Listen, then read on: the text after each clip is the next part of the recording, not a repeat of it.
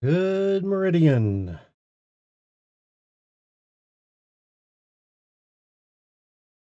How's everyone doing? Hopefully everyone's doing all right. Back at it again, working on a Web3 RPG MMO, I guess. Hopefully 99.9% created by ChatGPT. That's our goal. A little bit of coaxing from me. So let's start with something else. Let's start over here. We've got a game 4. I have some other games that I've worked on, uh, very simplistic as far as working with JavaScript, and ChatGPT helped to create this one as well. And so we can move around a little avatar. The idea is that I think I have another space combat one here under game 2. Move around and you can fire the missiles. It gets a little harder as time goes on, and start sending out more waves at a time. But this was also a game that was created with ChatGPT over a couple of my promptings. So anyway, we are now on game 4,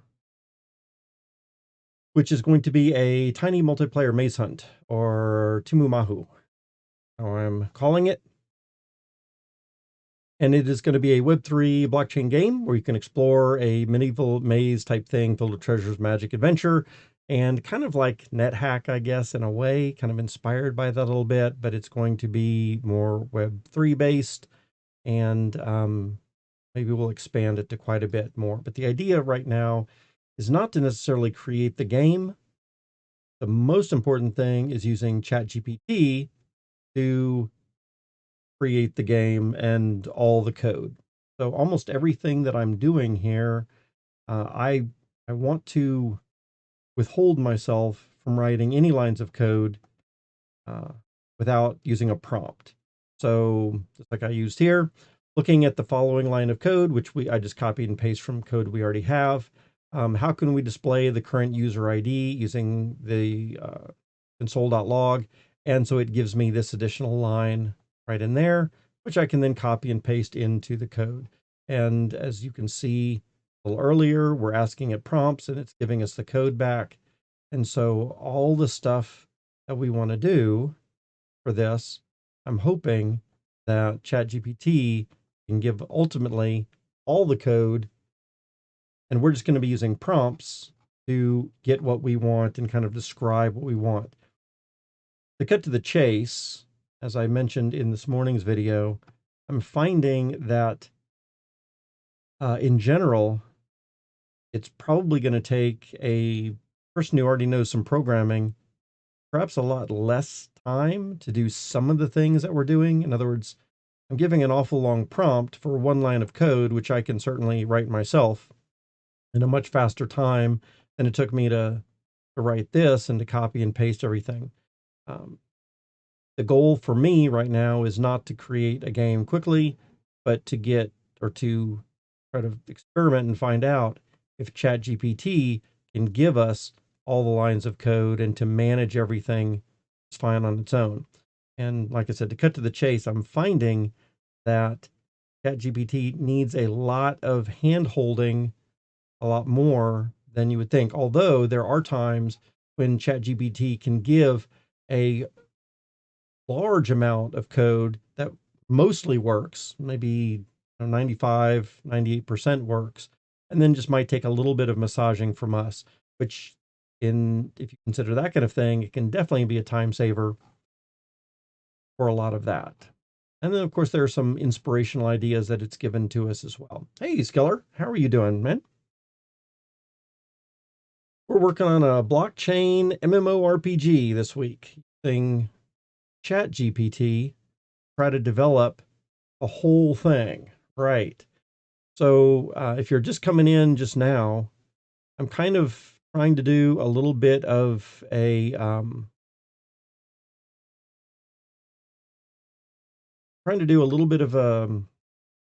you've played NetHack or Rogue or something like that. And we could use DFK assets if we wanted to, but the idea here is that we've got a little character that we can move around a grid and can be blocked by walls and trees, and then we can pick up gold and all that kind of stuff. So we're kind of looking at this, although what we're looking at right this second is just a single player game, and it doesn't fully work. But ChatGPT helped me to design this right here, and now I'm working to expand it to be Web3, so blockchain based, and also multiplayer, where multiple people can get in here at the same time. And that's where we're at. So kind of started over a little bit. And right now we're not even displaying the map. But hopefully we'll get there soon. And then we should be able to have multiple people hop in. I'm really excited to getting to the place where several of y'all from the chat room can all get into this little game and we can see our own little characters moving around on our own. I think that'll be a super fun first step. So I was thinking that we might get to that point today. I've already been working on it for about 3 days. Um, it's very slow going with the way that I'm designing it right now. I'm trying to use very little of my own programming skills, trying to get ChatGPT to do most of it. But that does mean that we're probably going a little bit slower than normal. But I thought it would be kind of interesting content. It might inspire some of y'all to work with ChatGPT also if you haven't already, or at least get some ideas of some things that it can do and some things that it can't do. And so that's what's going on. You heard that GPT is getting banned. Oh, uh-oh. I haven't heard that yet, but I don't know. It would seem odd if it's getting banned, but who knows? We find the link. Yeah. Hey, Bruce, how are you doing? Okay, so in the meantime, I'm going to continue on with what I'm doing. So right at the moment, we just connected to MetaMask. We set our game up so people can use MetaMask to connect. We are trying to create a Web3 blockchain game. So it's going to be a requirement that you connect your wallet. So we did get through that part of the code yesterday. And now that we're at least to that point, I thought today we're going to work on displaying the map. And I thought that would be good content to do some streaming. But this is going to be a really probably boring stream for most people. But you're welcome to hang out, go out, listen in the background if you want, check in every now and then, maybe every hour or so. But I can certainly understand if some of what we're going to be doing today is not very entertaining. It is what it is, and I think some people might find it interesting. Anyway, let's get on to the work. And Bruce, yeah, if you want to find a link, I'd be interested to look. Okay, so let's see where we're at right before I took a lunch, is we just were setting up a couple of new logging points where we can see a little bit more about what's going on underneath the hood to try to get a better idea from a non-programmer's perspective how the logic is flowing through our game. And so we are able to get connected with MetaMask. We're able to see that we do have the wallet address, which is the unique player ID number, but I'm not seeing player ID number coming out on this screen right here. So it's a little troubling. Perhaps the next thing to do. Also, let me check real quick. Take a quick look at the database, see if our server's still running. Our server is running right now. Born to Die says, working fiat and been listening on the side. You enjoy it? Keep it up. Hey, Born to Die. Appreciate it. You're probably way more advanced in the stuff you're doing than what I'm doing here, but nice to have you hanging out here. Let's see. What we want to do first is let's check the database stuff. And I need to look, select star from players. I don't think that's our problem right now. We're trying to log in. We have a player ID number, but the login function is not getting executed, or maybe it's failing. Maybe there's some kind of an error, and it is not inserting our new player into the database. So that's going to be one of our next steps to do. And then also, we want to find out why the player ID is not being displayed right here, because we do have a wallet address that we're ready to start keeping track of. That's where we're at. I think the first thing that I want to do is let's edit the server, and that is going to be 002 for the version number.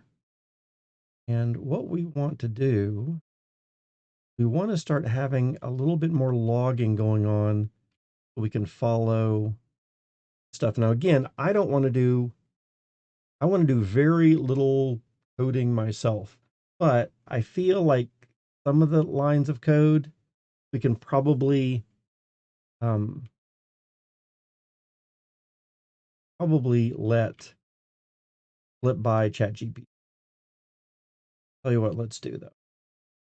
Let's do this one thing. Since this is the first time we're going to do it in this stream, go ahead and have it do it on its own. So we're going to cat our server file. I'm going to copy all of it. And if you weren't here for this morning's stream, when we're working with ChatGPT, one of the things that I've found is extremely valuable is to make sure it understands the current context of whatever it is that you're talking about, right? So what I want to do is I want to add a couple more logging messages. So we're going to say, hello, is the current server code, server py, we're doing the server in Python. And I always like to give it the code that we're working on. Italy banned it today. What? Italy banned what specifically? Like, if you're living in Italy, you can't get to the URL, or they banned certain they banned it in certain things. Don't worry, I'll do a Google search once I'm done with the stream today. I'm certainly curious, but I also find it interesting that they could ban uh, something like that. I don't really understand what that is. All right, let's see. So below is the current server code, and then what we want to do is show me the new lines of code to add a console.log message at the beginning of um, our create player.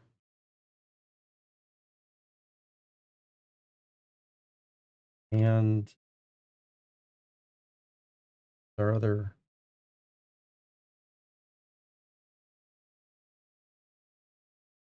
check existing player function. Block the chatbot. Oh no. So yeah, just block the URL. That's crazy. Let's see if, oops, I didn't give it the context. But it's to a. All right, let's see if that's gonna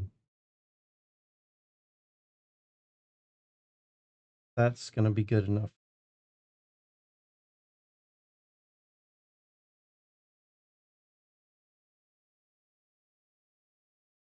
So what we're going to do, I'm going to just pull this off to the other screen for a minute since I want to copy and paste. Again, one of the main things that my main goals here, try to get ChatGPT to write this entire code. Pull over here for just a second. What we want to do is we want to find our create player and check existing player into the code. That's right up here at the top. Check player existence right here.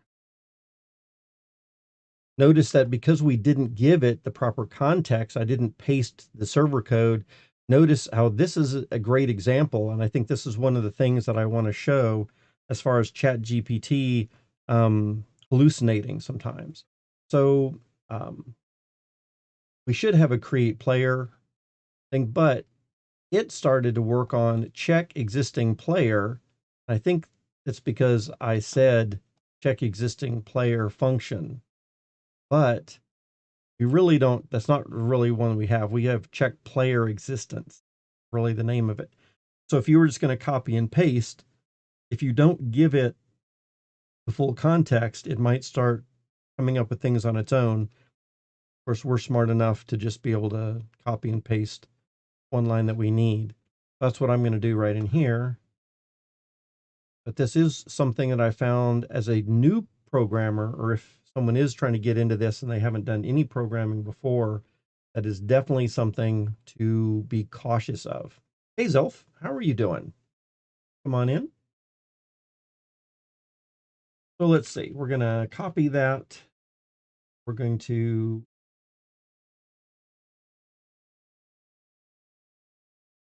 into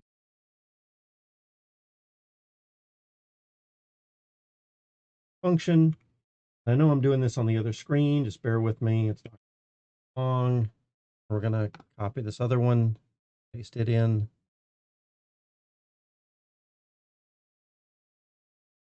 Okay.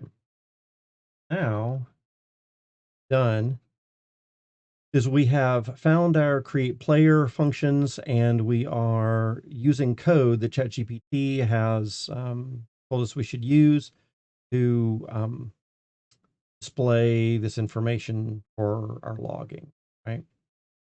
One of the things that you could even do is use a function I wrote yesterday called logit. Maybe that would even be a better thing to do. But this logit function right here is just going to add a timestamp and message to a log file that we're writing. Ultimately, that's going to help us do some debugging. But let's go ahead and write with this. Got our jobs right now. And looks like that has stopped. So we're going to kill that job.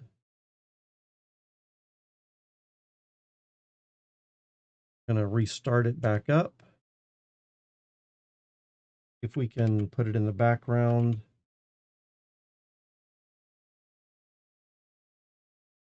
All right, so we got the game server running in the background. Now what we're going to do, cut off to the screen for a moment, come back over to here. We're just going to refresh the entire page. When we do, we start off over here. We have a connect with MetaMask. Now, I'm actually already connected, so there's a little bit of an error already in our code that seems to not recognize that we're already connected. We'll work on that in a little bit. It's not the most important thing. Then you can see that got one error right here that I need to look in what's going on with that. Error. I was expecting P. And I don't see any output from that I was expecting.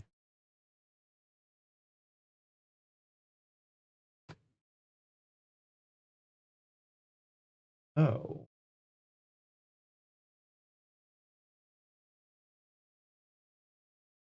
that I want to do here. I think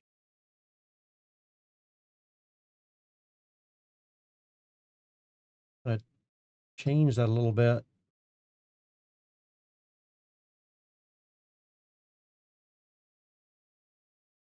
What I'd rather be doing anyway is using the logit function that I created, if we can do that.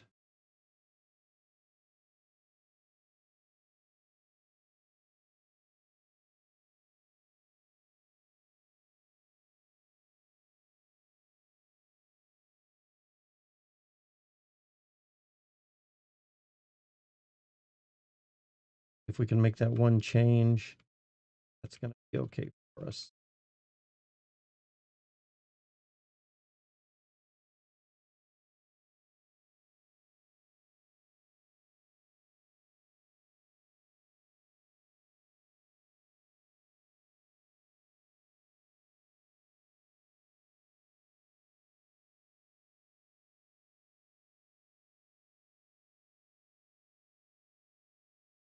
And let's start the server again.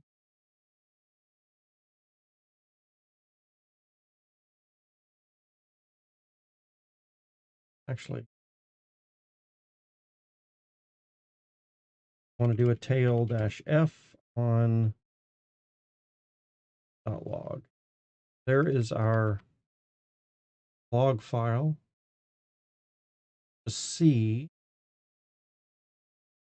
refreshing the page, head over to the chat window.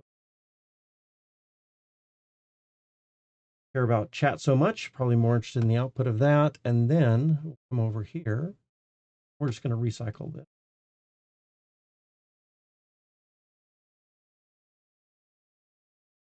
So what I'm going to do is I'm going to connect with MetaMask. We see that we've got the new connection. See that it's got our current player ID number, are connected now. And here, see that we have a client connected message. But one thing I'm not seeing that we're getting to the place in the code where we're even running to create the player. That's, of course, part of the issue. Where's the breakdown? So again, coming from a standpoint of, let's say that we're not a programmer at all, or we're just going to use trying to interact a lot with ChatGPT.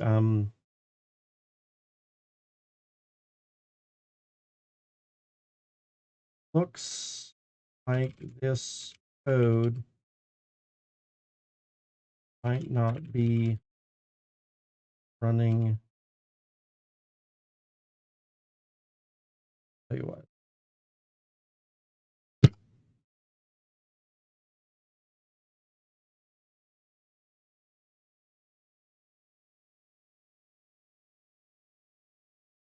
That is the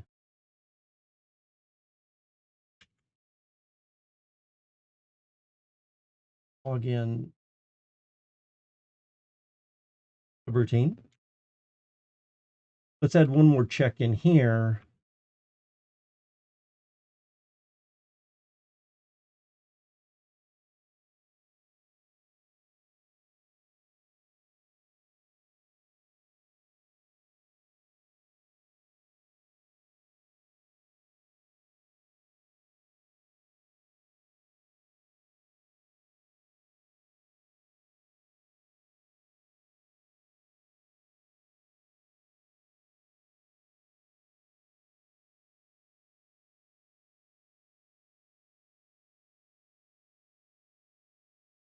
Starting login for player ID.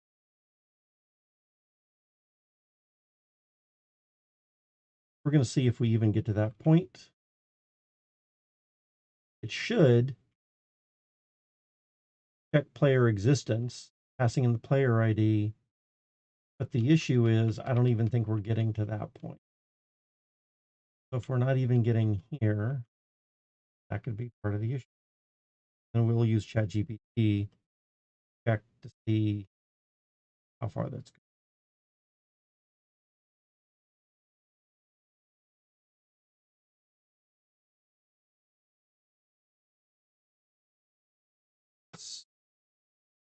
That page time.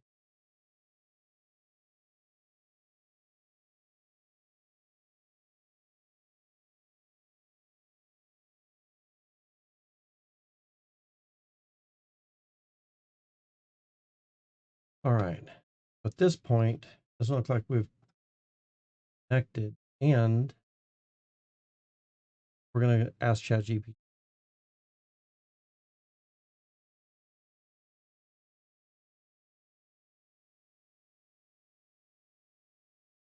At the play script, look at the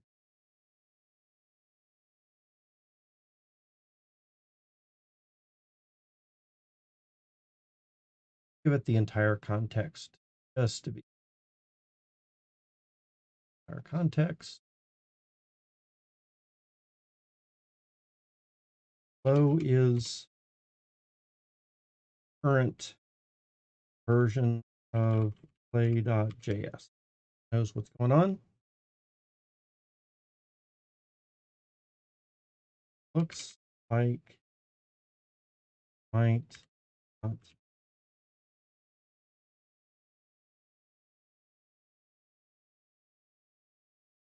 login function any errors.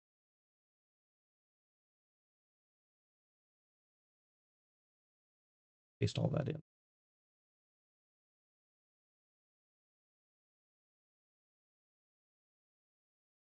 All right, see what it has to say here.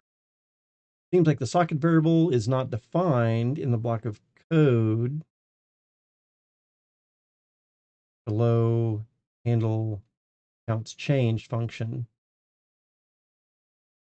Thought it did have that defined. You should define socket in the outer scope that can be accessed by the following code. Also, you need to assign the value player ID to some element on the page.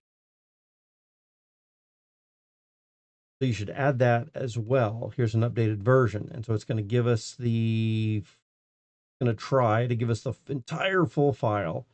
This is why you need to be very careful about it doing that.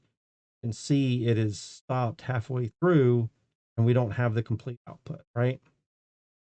So you need to be real careful when you have lots of output. ChatGPT. The bottom line that I'm trying to get to right at the moment, though, is right in. Let's see if I can find it pretty quick.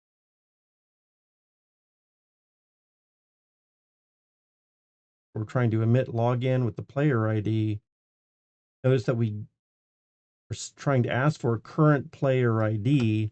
If I click over here, you do see in this output that we are getting to that place in the code, current player ID, the wallet address. So we are getting to that point in the code. Player ID does have a value.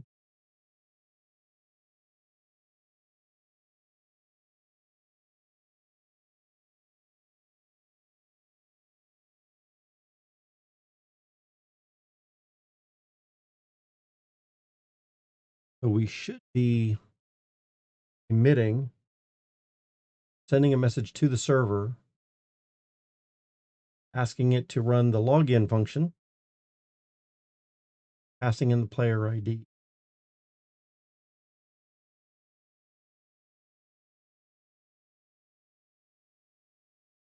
But what it's trying to tell us is that socket is not defined. I thought we defined that.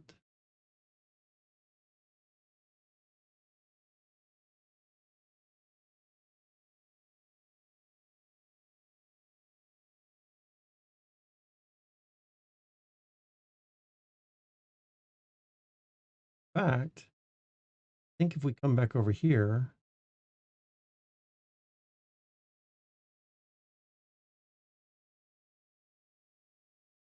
going to see MetaMask is connected, trying to connect to server, connected server new.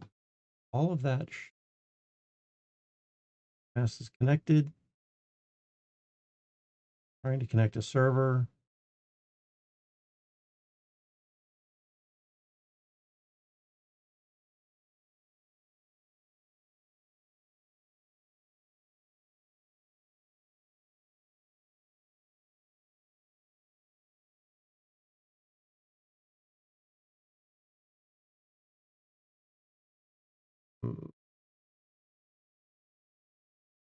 Look at the real code here rather than the output from ChatGPT.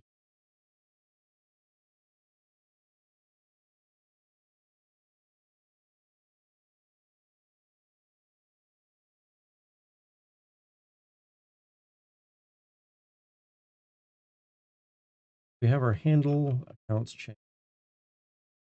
In the account, MetaMask is connected. Be trying to connect to server. Then we see connected server new. This is where we are getting to in our code. We are getting the player ID right here. We are displaying the player ID in the next line. We're seeing that. Then for some reason, doesn't seem to be sending our information to login.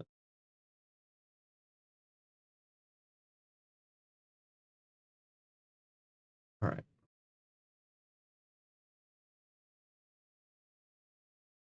We're just going to take this little snippet of code right here.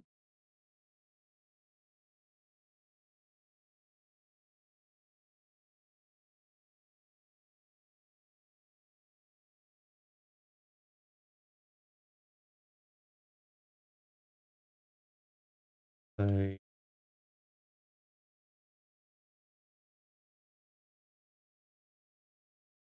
according to the following code, we are getting connected with Pocket.io, are seeing that player ID has a value. Christian Peter, hey, how are you doing, man? ChatGPT is getting more powerful every day. Absolutely. I don't know if you've been playing with it a lot yourself yet. You seem pretty busy with the things that you're doing. But I have been expanding quite a bit. I think spending more than 12 hours a day on it for the last couple of days. A couple of different projects. And very interesting finding some of the different useful ways to work with it and some ways that don't work with it well. I'm sure you've probably been finding the same thing. Anyway, I'm going to get back to this. You're welcome to listen. I know that the content I'm doing this week is going to be this heavy programming stuff, not going to be exciting to everyone, although I think you are doing some programming yourself. But we're working on a Web3 blockchain MMORPG. General idea of what I'm kind of working on. But the key or the gotcha is I want to do very little of my own programming. I really want to try to hardly add any lines to the code myself. And every line that gets added to the code really has to kind of come from ChatGPT. So, how can I get the code that we need out of ChatGPT is really one of the main goals from what I'm trying to do now with this, right? And I'll tell you, man, it's kind of challenging. It's kind of challenging. Some of this stuff would be a lot easier for me just to write straight out. Um, coming up with these prompts to get exactly what you want can be. So let's see. According to the following code, we're getting connected with this. We got the player ID has a value, but it doesn't seem to running login function on the server side. What could be wrong? And then we're going to paste. So this is the code that we have on the client. And so it looks like we're getting connected right there. We see the message that we have a new connection. We get the player ID from, which is the wallet address from MetaMask.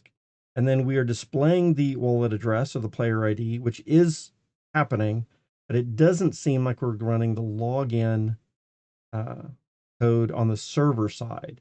So feeding this prompt to ChatGPT, let's see if it can kind of figure out what's going on there. Give us some leads. There could be several reasons why the server's not running login function. Here are a few things to check. Make sure the server is listening for the login event. You know what? Pretty sure that's the issue. I don't think that we have a socket on login event. Login is a function that I've defined and not a socket on piece of code. So that's most probably the reason right there. And then it's going to say to have a console.log display from the data that we're passing in, the player ID, and then we're going to run the rest of our code to do that. That's probably going to fix the problem right there. But we're gonna read on here. If the event is not being handled on the server side, then nothing will happen when the client emits it, and I think that's the. Make sure that the server is receiving the login event. You can add some logging to the server to check if the event is being received, which I always think is a good thing too. And I think it's giving us the exact same code right here. Socket on login with data console login event received. So it looks like it's doing the same thing as we get right there. So I'm not sure why it's giving that to us twice, but I'm glad to see that because it looks like that is probably what's going to help us. If you do not see the message when you connect, then the client may not be emitting the login event. So one of the things that I'm trying to do with this stream right here, and just with my own experience with ChatGPT, is trying to see if a new person who isn't really skilled at programming is going to have a lot of get the help that they need from ChatGPT. I think need to understand a certain amount of programming, even use this, because I should say it's going to help for sure.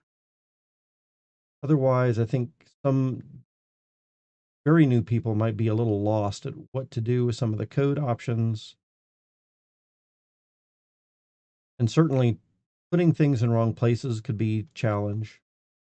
Let's see some other options here. Check if there are any errors in the client console and the server logs. Yeah, so some of the places we did see that there were some errors, but I don't think any of the errors that we're seeing are going to be problematic for us. Make sure the client and the server are using the same event names. That is, I think, part of the issue there too. Login. If the client is emitting an event called login, but the server is listening for player login, for example, this is a very good learning thing for new people as well. Make sure player ID value is what you expect it to be. You can do some logging or you emit the login event like what I've done right there, which is exactly doing it. All right, so tell you what, let's do. Let's take this bit of code, which is suggested that let's pull up our code that we have here and let's edit the server. notice here, I've got a function called login, does all this stuff, but it is not an event. So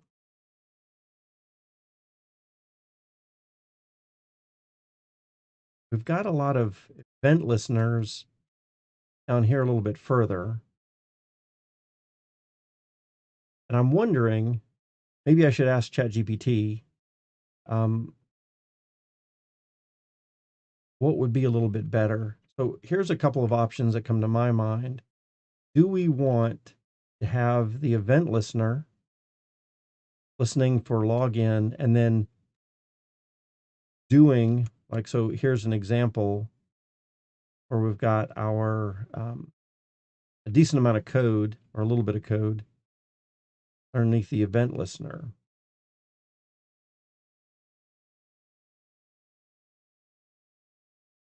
Here's moving, and we've got a decent amount of code underneath there. So it seems like that's probably going to be the way that we want to do our thing as well.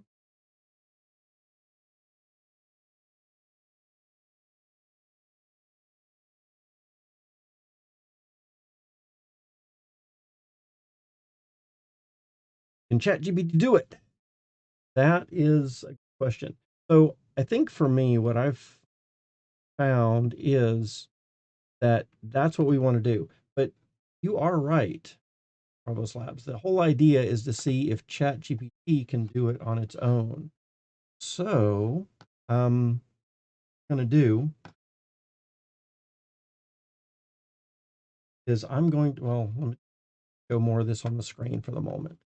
So I'm going to go back up to my login thing here.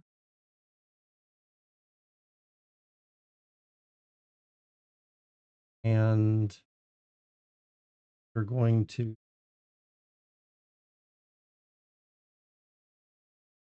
take all of this right there. And what we're going to do is see, can ChatGPT give us the answer that I think we probably want, right? So here is the code for the login function on the server. Why wouldn't this be working? Of course, I think you all know why it is not, because it's not set up as an event listener, right? Let's see if it can figure out and tell us how to make that happen, right? We're giving it the context. I've pasted in all the code for the login function and said, here's the code for the login function. Why wouldn't this be working? We're going to hope that it can answer the fact that it's not uh, not an event listener. It says, based on the code you have provided, it is possible there might be an issue with the emit function that sends map data event back to the client. Well, we are doing that, right? So here we are emitting map data back to the client at the end of that function. I don't see that being a huge issue at the moment. We're just trying to get into the function in the first place. But let's keep reading. Make sure that the login function is defined with the same instance of the socket.io server object and that you're using to send the event. Pretty sure that all of that is true. Provost Labs is saying maybe you have to hint the issue. And that I would agree with you, Bravo Slab. But remember, one of my main goals here is not to write the program necessarily, but to see how smart or intuitive ChatGPT is about recognizing the problem itself and giving us the answer, right? So what we really want to do is come at it from the perspective that we don't really know how to do a lot of this stuff. We're giving it some information. And even though I think right now we've figured out that it's uh, the server is lacking the event listener. Let's see if ChatGPT can figure that out. So additionally, you could try adding debugging with the login function to make sure it's being called. For example, this, that, and the other. Uh, so here is a time when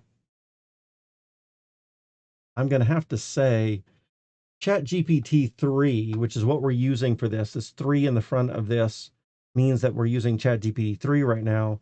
A little older of a model, and maybe ChatGPT 3 just isn't smart enough to pick up on that fact, right? So we're going to use one of our ChatGPT 4 um, tasks right here. Some come up with this thing here. So what we want to do,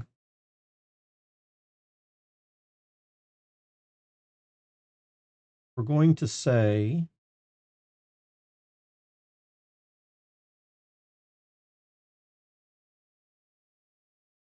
I heard a GPT-3 for one more moment. Do some copy paste.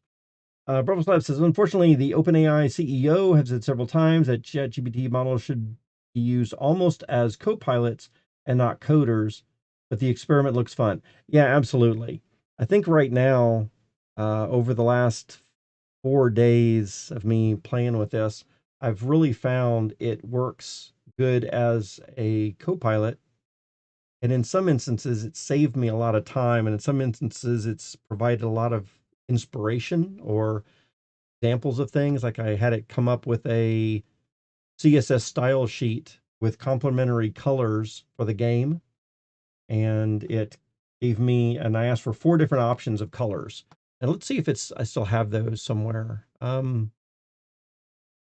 I do colors.html, so it gave me like a dark fantasy color selection. It gave me a dungeon crawl with the button, eldritch horror, and medieval adventure, right? So I asked it to come up with 4 different color styles, uh, and it did.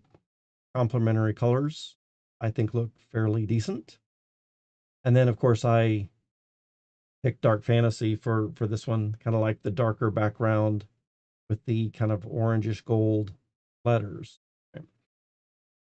But that was something that I thought was pretty interesting as well, to have it come up with that. And then, of course, I was just able to take the CSS that it came up with and plug it into the game, which for those type of things, it seems to be really nice, easy going.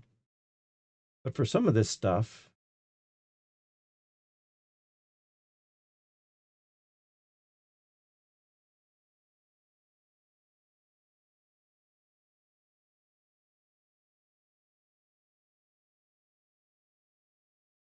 okay.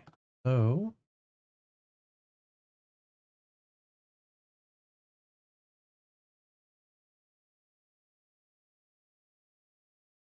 okay. What we really want to do is get back to ChatGPT. I want to move over to ChatGPT 4, particular case, say,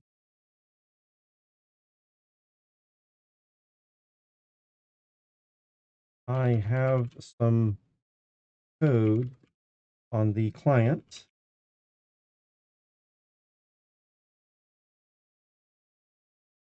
that seems to be working fine. I have some code on the client, colon. Let's actually give it that code then, right? So it has, so now that we're talking to ChatGPT 4, it doesn't necessarily know the full context of what we've been trying to do for the last few minutes. What we want to do here is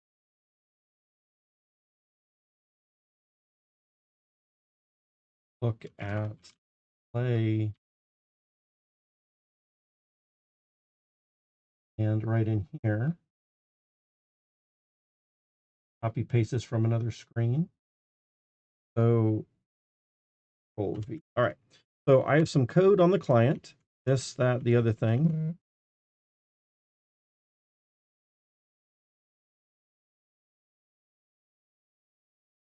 Which that code seems to be working fine.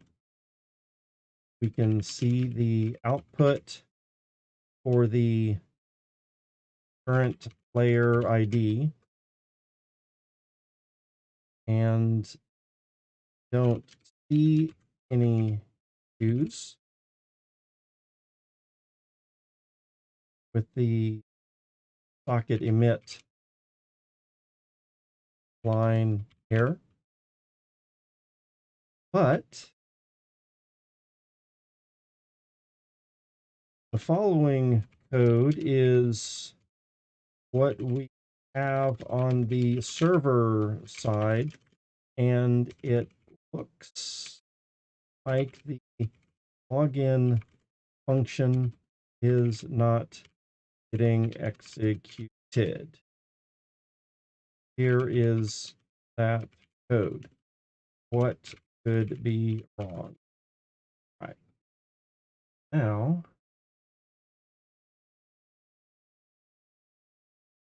let's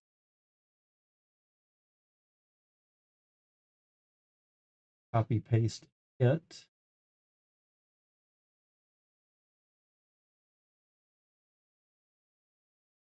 Now, this is ChatGPT 4.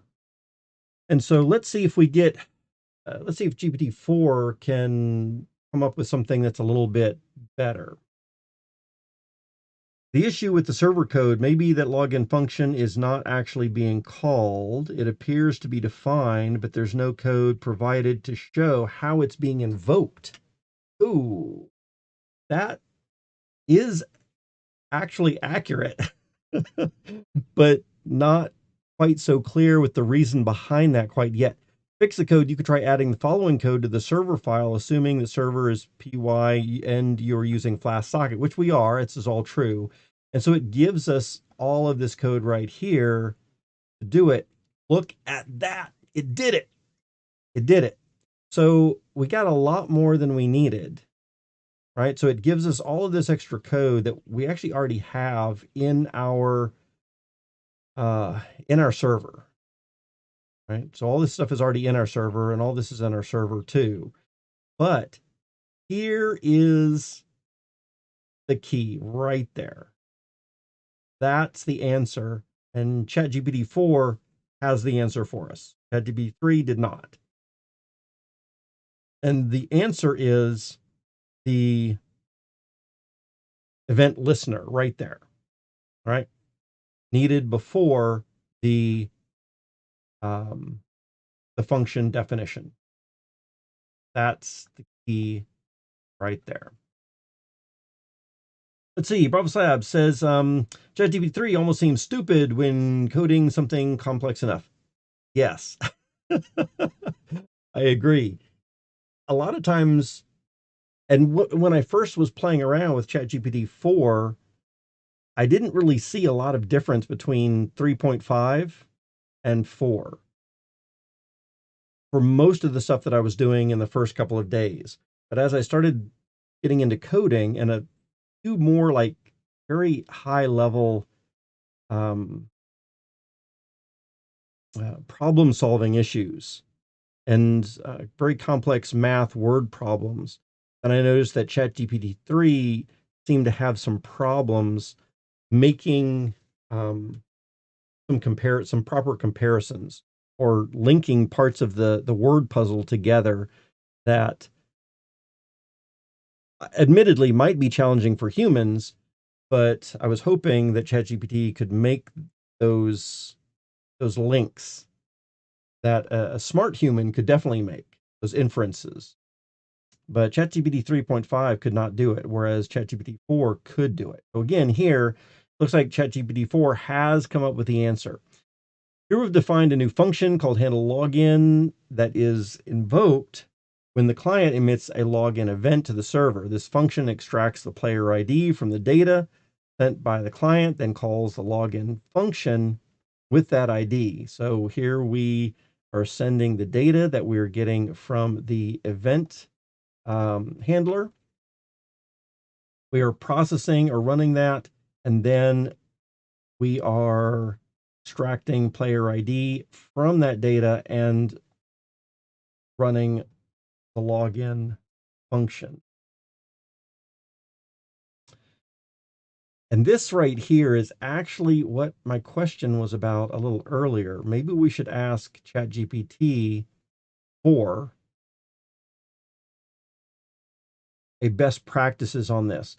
So one of the things that I'm curious about myself, because I haven't really worked with Socket.io much at all for this project, is it better to have super short event listeners that just launch the bigger function?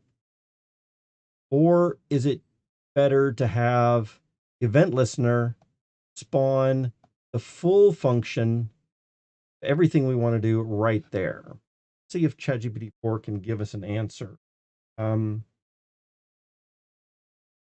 I noticed that you gave me an answer where Socket.io event listener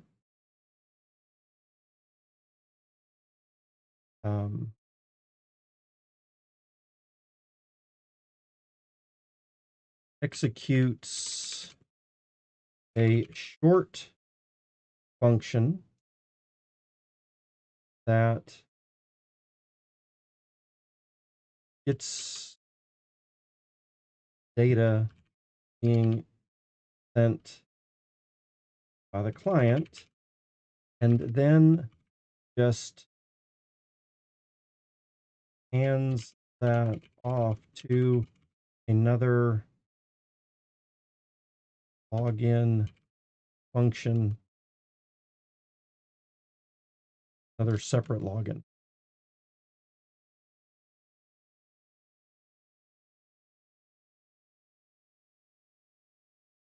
Is that best way to do this, or is it better just have the event listener jump right into the full login function already have? Am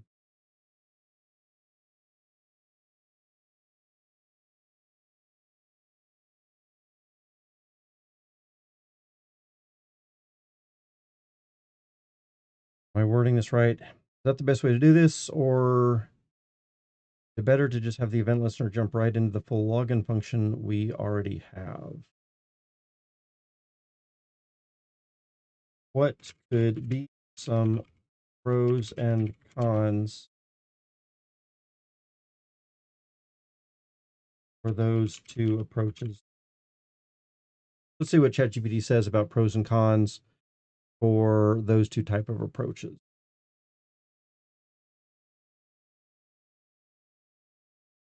All right.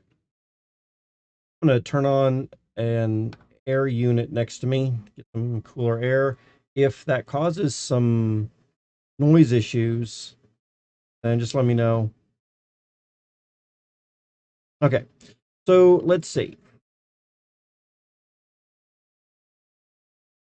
Both approaches are valid, and which one is best depends on the specific needs of the application. Here are some pros and cons for each approach. Approach 1, a short function to handle Socket.io event, then call the full function. Approach number 2, use Socket.io event listener to execute the full login function right away. Pros. This approach can be easier to read and understand since the Socket.io event listener is just handling the initial connection and then calling a separate function to handle the login logic. This approach can also make it easier to reuse the login function and other parts of the code, ooh, that is true. Since it's a separate function that can be called from different parts of the application, that's also true, right? We, if the other approach is going to require that we're attaching our function to an event listener only, and we can't directly call the login function outside of the event listener, then this approach probably is good. Cons. This approach adds an extra layer of function calls, and that's something that I was looking at, and that's the main reason that I was thinking, why add an extra layer of function calls, which could potentially slow down performance of the application if there are many connections happening at once. And of course, I don't expect that our game right here is going to have tens of thousands of connections, probably not even 1,000 connections at once. But if you're really trying to scale up your game project, and you might want to have a lot of connections, that could potentially be an issue. In this particular case, I don't think it's going to matter. So let's see, if we just go into the full execution pros, this approach avoids the extra layer of function calls, potentially leading to better performance in higher traffic situations. This approach can be easier to manage since there's only one function that needs to be called for the login logic. And this is another aspect of why I was really interested in doing it this way, is because I didn't want to have to like skim through the code to try to find here's the event handling logic for login, and then have to go hunt down the actual login function as a separate function somewhere else in the code. I was thinking that's going to be maybe more of a nightmare to manage from the programming perspective. This approach could make the code harder to read and understand since the full logic is executed within the event listener. Since the full logic is executed within the event listener. Again, if that's all we're talking about is one line of code above our full-blown login function, I don't think that's a big deal, personally. I don't think that would make it harder to read. Overall, both approaches are valid, and the choice between them will depend on the specific need of the application. Performance is concerned, the second approach might be better, while if modularity and code reuse is more important, the first approach might be better. So I really like ChatGPT 4's analysis. So then we've got to think about that a little bit. What do I want to be doing here?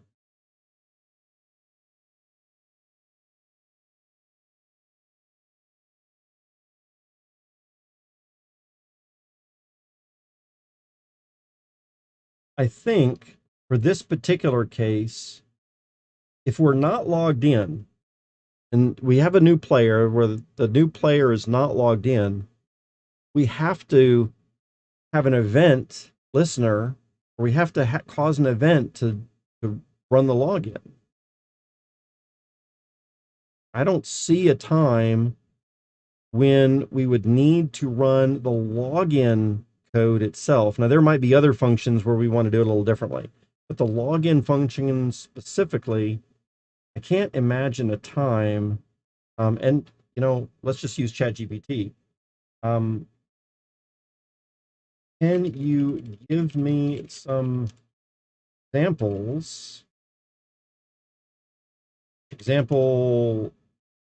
situations where a player might not be logged in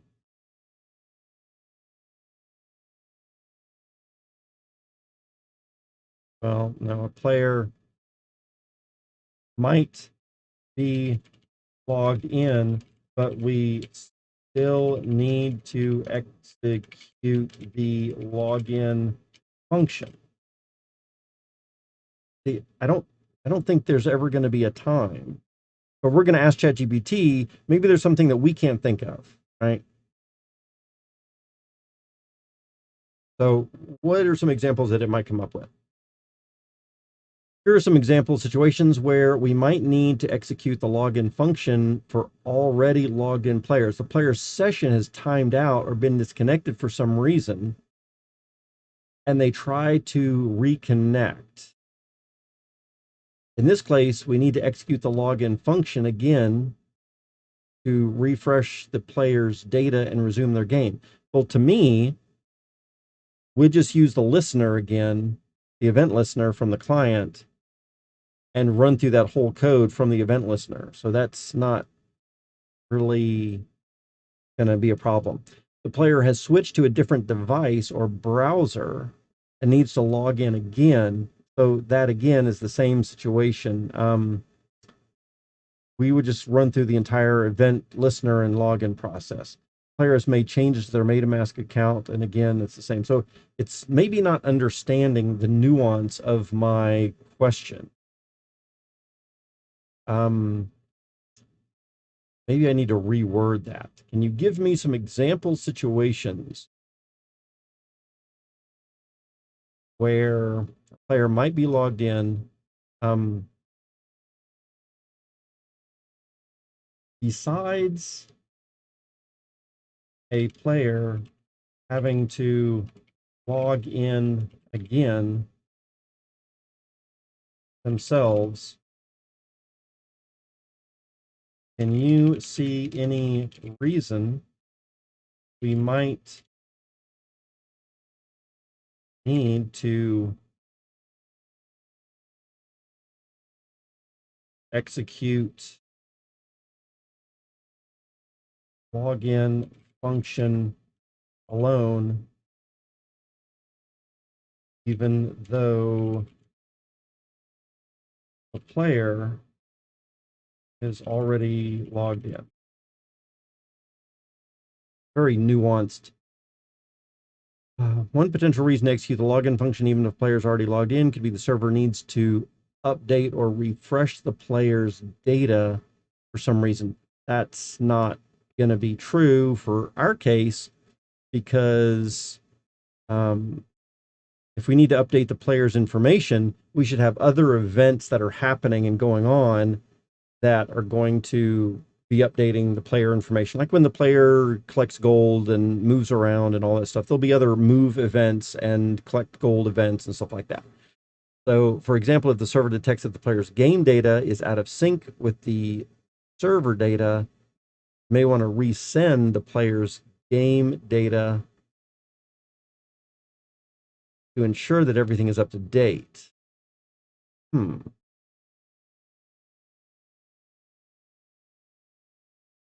I think rather than a login function, we should just run I think we should just have a separate sync function.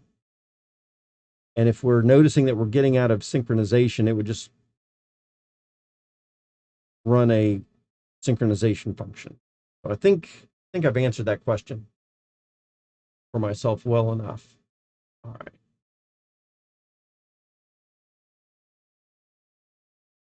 So really what we want to do to solve our issue here is just use the bit of code that we got from this and paste that in.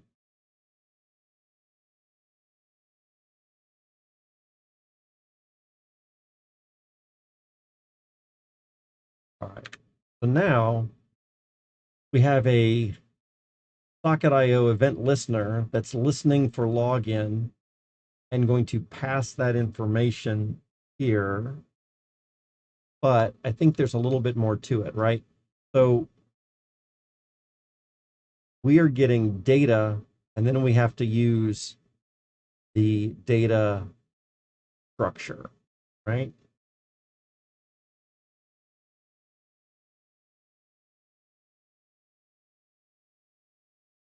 Ooh,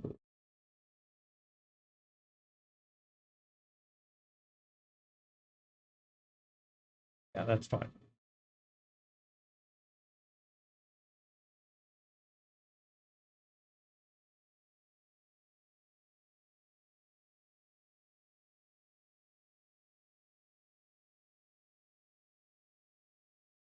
And I'm just going to take the code there. So ultimately what we end up with is our event listener. We are defining our login function here, which is going to be taking in the data from the client. We're going to use this bit of code right here to extract the player ID coming in from the data into our player ID here, and then log it starting for player ID. I think that's what we're going to have. And then the rest of the code, do that. Here we're admitting map data.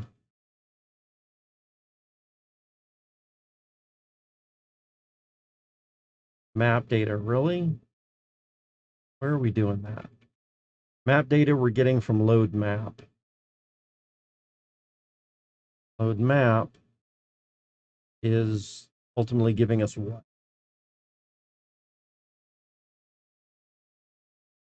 See what you got so far? Okay. So we don't have a lot. We do not have a lot at this point. Let's see. Jobs to start the server. Uh-oh. Looks like we might have some issues. I didn't notice, just popped up once we made that change. So it is trying to run login, event handler, login,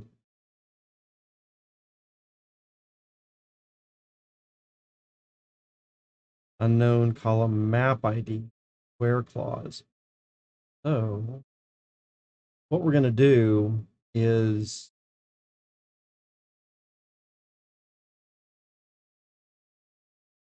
I want to use ChatGPT to show that.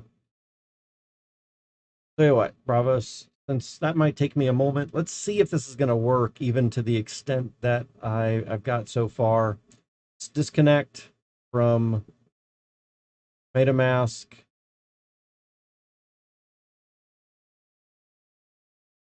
Close out that window.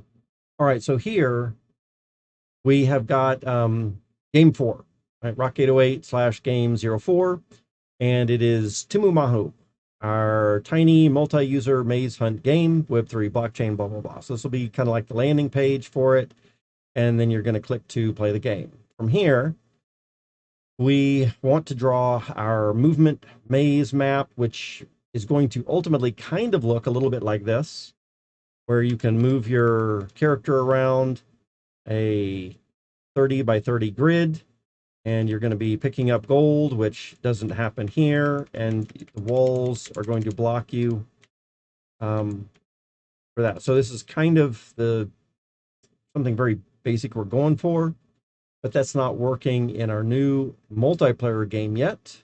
This is the single player version. This is the non-blockchain single player version that we're now trying to recreate as a Web3 multiplayer game. So that's what's going to be showing up here. We can connect to MetaMask, and once we do our connection, then we see that we are connected. We're going to get player ID information supposedly, but this is where I kind of left off last night. And so we're exploring how to get that going from here. And I will say that using ChatGPT, in some aspects, it speeds me up a little bit, and in other aspects, it's really a lot slower than me just coding it myself. All right, let's see. So what we're noticing right here is we get some kind of output error, and I'm noticing right off the bat, there is an unknown column called map ID, a where clause. So for some reason, I'm not sure how that happened, but we've got a map ID. In fact, I think I know where that came from. I think it used to have map underscore ID, and I was changing a few of those to take out the underscore and just have map ID, and possibly there was some issue with that. So, um, unknown column, map ID. But one of the things that we want to do first is take a look in the database and describe um, maps. I don't think maps is it. I think players, the one that we want. And there is a map ID column there. But also in the login function, part of the login function's purpose is to, once we create the player, in fact, let's say select star from players. We actually, oh, we got it in. Woohoo! This is the first time that we've been able to add a player into our players database. So that's exciting to see. We've got the player ID, which of course is just the wallet address. That is going to be their unique identifier for their account. And then we have the map number, the map ID number that they're in. And then we've got their X and Y locations. If they die or need to reset, that's where they're going to start. Currently holding 0 gold. I don't have a way to set the player name yet, but that's where you'll put your name in. And then is that player active or not right there. So that's where we're headed. But this is a step in the right direction because at least now we have an entry in the database for our very first player. Congratulations. The worst part of all is GPT tends to slowly drive you into a rabbit hole where you go back and forth with wrong answers in the model. I've noticed that a couple of times. And one of the things that I'm trying to learn right now, and one of the purposes for this experiment, if you want to call it that, is for me to get a better understanding and learning of how to interact with ChatGPT and learn better how to create prompts that give me the information that I want. And I'm finding, as an example, oftentimes, especially in programming and coding, that I'm needing to give it a lot of the code that I already have as a supplement and a reminder saying, this is what we have, this is the context we're in, these are the variables, this is how the functions are being defined. And then when I give it all that, it comes up with a lot better answers that are much more on track and doesn't hallucinate nearly as much.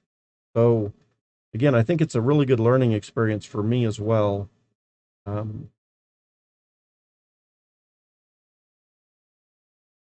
All right, so this isn't the problem right here. So the problem for our map ID is going to be one of the other tables.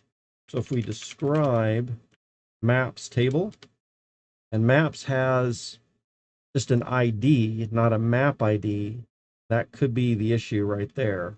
Because I think we describe map tiles, this also has a map ID in it as well. It does. So it looks like the maps table just has ID, and that's the issue. So let's edit the server. And we want, see, now I could go in here and I could just change the code myself, but that's not the point.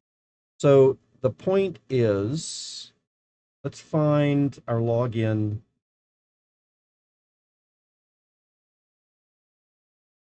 function. And what we're going to do is we're going to say, here is the login function. We're getting a specific error. What's the problem? Of course, I already know what the problem is, but the point is do this with ChatGPT. We're going to go back to Chat GPT 3.5 for this question, so we don't use up all of our 4 points.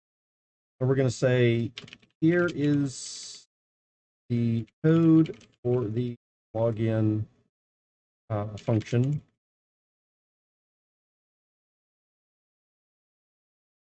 We are getting this error.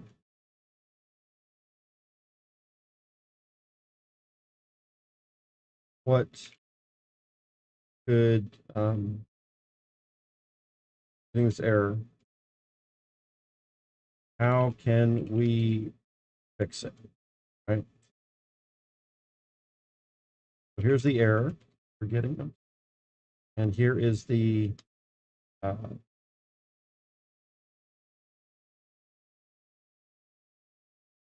login code. So, all right, we're going to paste all the login code there, and then we're going to paste the error that we're getting right here.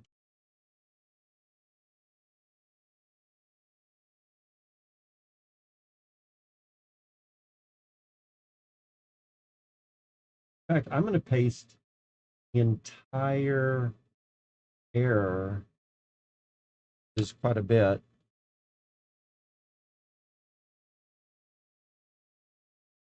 All right, it's lots of lines of code in there, lots of lines of output.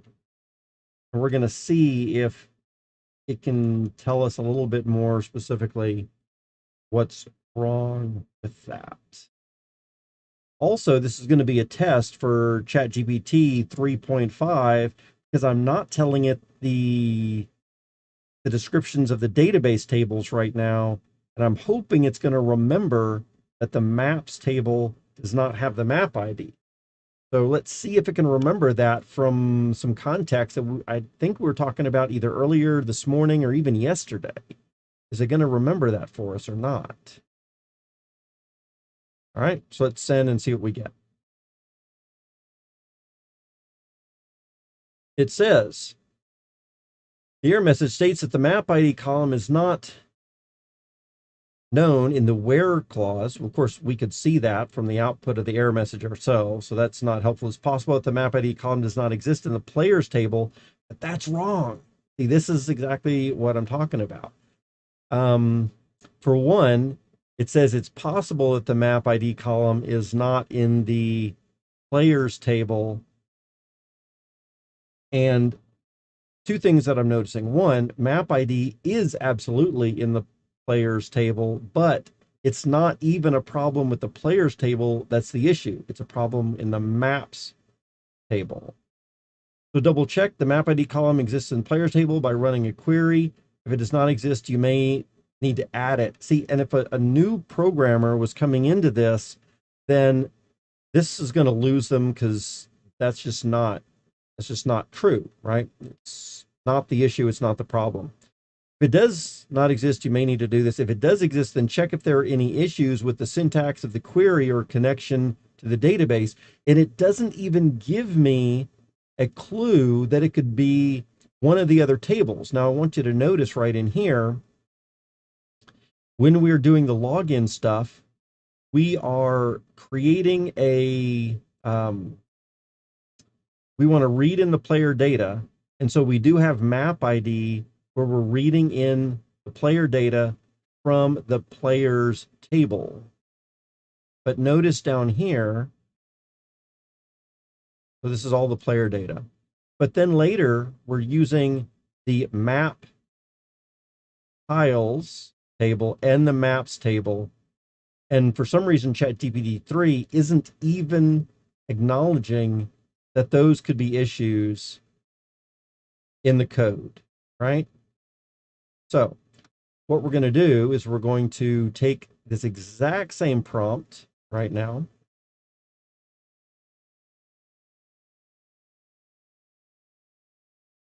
Over to GPT-4, plug it into ChatGPT-4, and see, do we get any difference about that from GPT-4?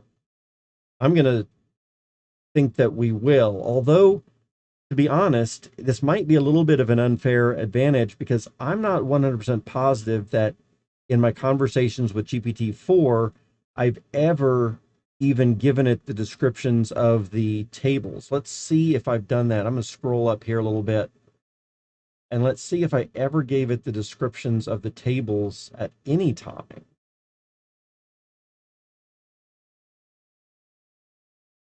Doing lots of things with it. Oh, look at this. Player ID, map ID. So this is the players table right here. Describe players. So we are giving it the players table. What about the maps and the map tiles table? See if we do that anywhere.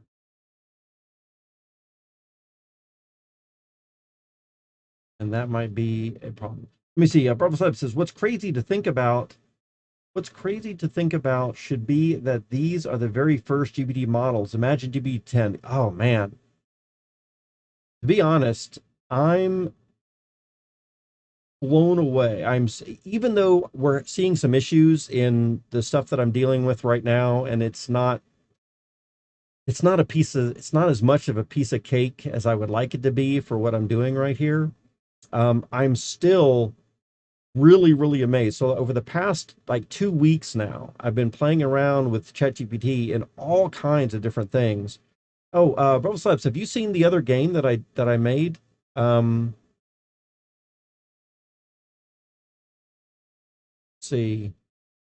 Here's a game two as an example. So this one was also done totally with ChatGPT. This is like revision two of it, so it's a little bit more advanced. This wasn't the first thing that it came up with at the first thing. It gets a little bit more advanced. So it starts off by sending these little uh, enemy spaceships down at your spaceship, and they go at slightly different speeds. But and you can only fire a certain number of bullets. I think you can only have 3 bullets out at a time right at this moment. If any of the enemies get to the bottom of the screen, game over. Once you start killing some more of these, they start getting a little faster, and more of them start to come out at the same time. So it does get a little harder as you play along. And there's a couple of different ways that you can play. One is you can just see how long you can last. You can see how high can you give a score. But another way you can play is how accurate can you be before you die or get up to a certain score before you die. So of course, if you kill every enemy that you fire upon, one shot, and of course it increases your accuracy. But it's also harder to play that way, right? Might miss. Anyway, it will start to get a little bit faster, and I don't know if I want to work anymore on this game too much. I did spend about a full day and a half trying to play with um, the game mechanics of it, get kind of a balanced game between speed and like the speed at which it progresses. As you can see, it's starting to get quite a bit faster now, almost all of a sudden. And I don't want it to get too fast, too quickly, all of a sudden.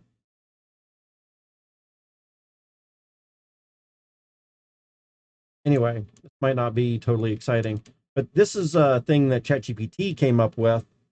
Well, I guess I came up with the idea, but I had ChatGPT totally program this and do a bunch of the stuff here and come up with a bunch of things. Of course, I came up with some of the ideas for it.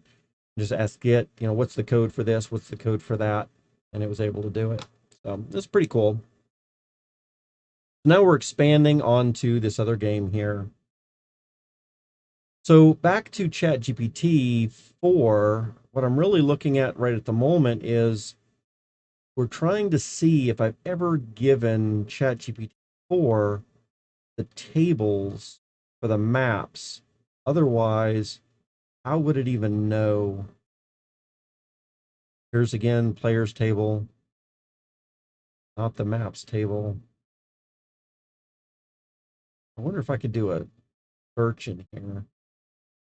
Maybe quicker than me just scrolling through the whole thing. Let's see. What are you saying here in chat? Yeah, you shared it on Twitter. The only thing missing is a button tab, a small container with all the buttons available so the player knows how to play. Oh, yeah. Yeah. So one of the things that I was planning to do also at some point is to have like a help screen. You could press H, get a help screen, and it would show you the keystrokes to use, a little pop-up window or something. Uh, Absolutely.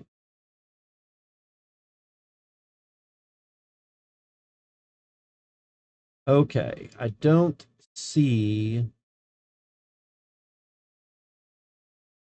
and I don't want to feed it that information at this time. But let's see if it can figure it out without me telling it what the maps tables look like. And unfortunately, it doesn't look like, oh, I thought this was kind of cool too. I said, can you show me the entire directory structure of our game so far? And it actually gave me kind of a ASCII layout of of the game. I thought that that was kind of cool way to visualize where things should go and how things should be placed. Oh, look at this. Here they are. Describe maps and describe map tiles. So here it will see that maps only has an ID and map tiles does have map ID. So can it remember this far back in our conversation? That's going to be the key. And that's kind of what we're playing around with right now. That's a pretty far way back in our conversation. Is it going to remember that? Let's see what ChatGPT has to say.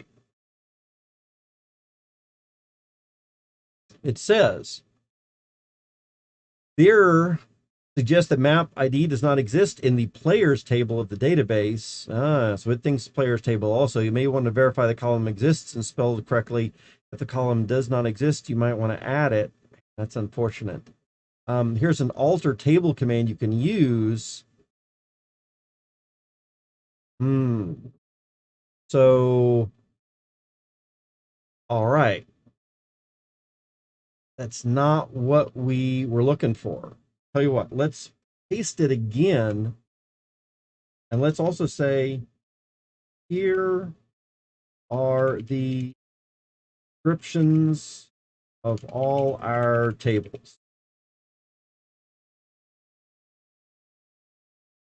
On the other screen, just give me a second here. I'm going to get into players. We're going to get into maps.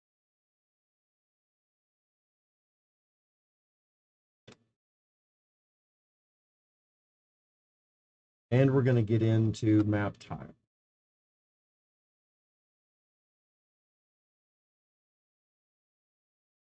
All right.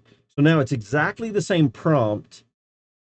Here's this error. Here's the problem that we're seeing. Here's the complete code for the login function.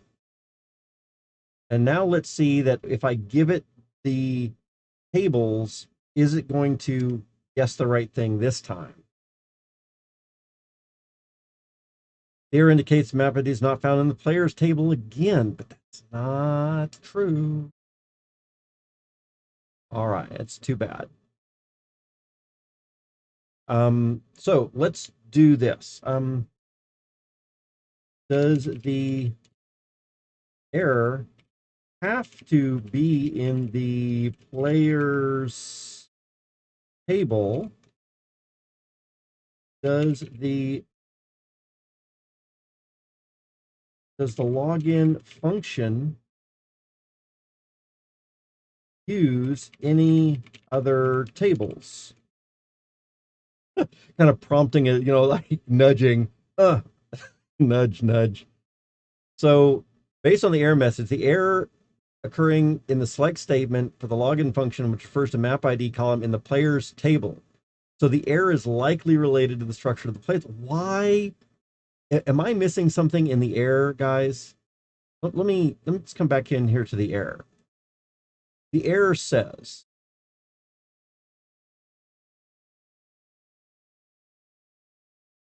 here's the error.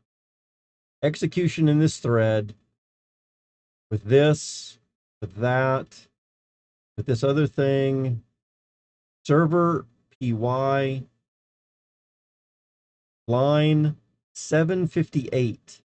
Ah, there's a line. Let's see.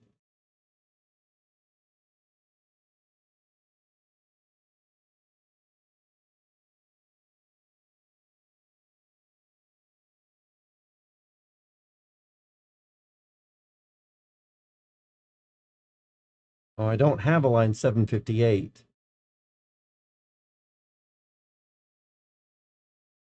in my server PY file. So this is actually talking about something in site packages, socket.io server PY. So that's not really my own code right there. Here's a Flask package, socket.io package. Here we have brown bag launch this with that line 173. Okay. Look at this. We know, and let's do this. Set line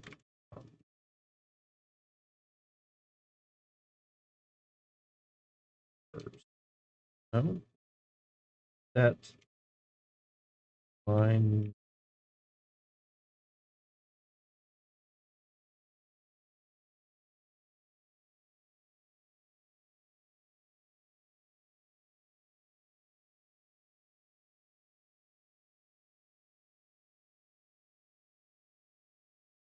so line 173 is this select statement right here getting executed, and look at what its query is. Select name from maps where map ID is that. That's the problem right there. So why isn't ChatGPT, even ChatGPT 4,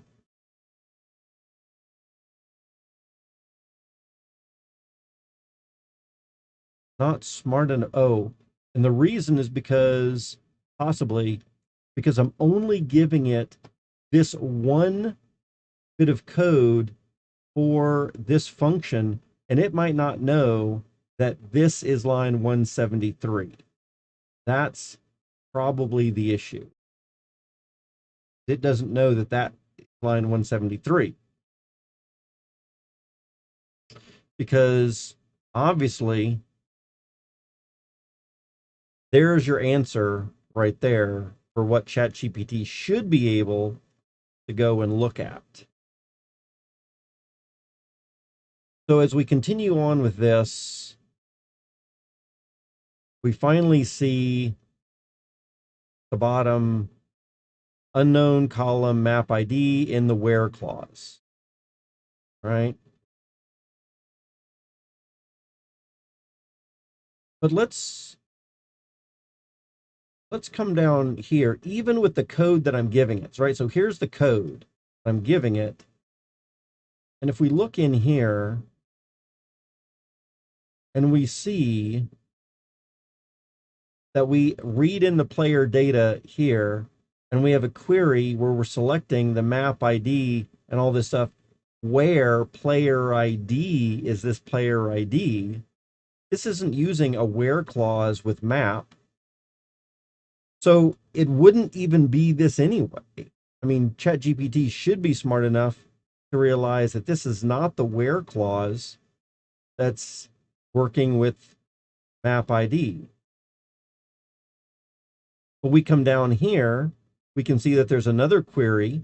We're querying from maps, and here is a where clause with map ID.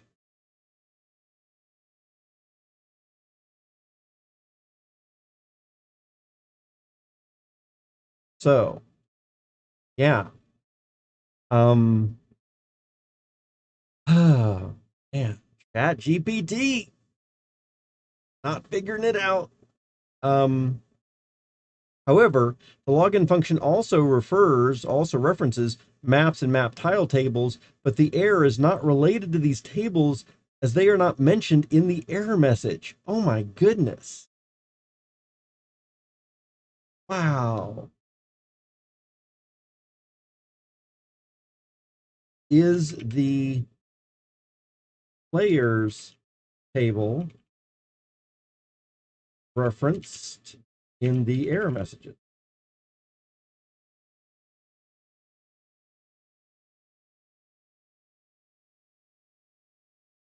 Yes.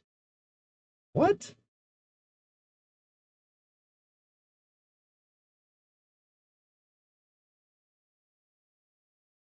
All right. So here, one of the things I love about Star Trek, the original series, was the way that the Captain Kirk, especially, I guess, but maybe even Spock and some others, um, but I guess Captain Kirk was the main one to do it. Use this sense of logic and reasoning, like, well, if this, then what about this, and which leads to that, and leads to the next thing to solve problems. So we're going to do the same type of thing here with ChatGPT. So here it says, yes, the error message references the player's table in the SQL query. Um, does that query use a where clause with map ID?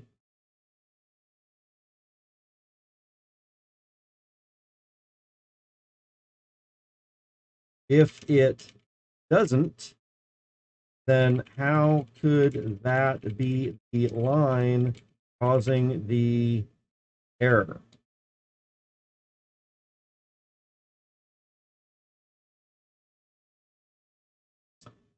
Let's see what it says. Yes. The query that's causing the error code include the where clause with map ID. The error message specifically says unknown. Yes, I understand that. The line of code causing the error is this one. So the where clause in the query is specifying that we're looking for a row in the players where player ID column matches the provided player ID. Well, you figured that out.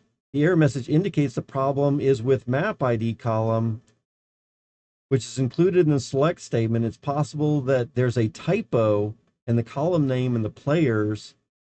No, dude, you're still not figuring it out. Okay, let's run through this step by step. And I've heard that that's a key word that we can use is step by step, right? To help ChatGPT realize where it's making the problem or where it's having a problem, right? So let's run through this step by step. The error says that the problem is in a where clause which uses map ID.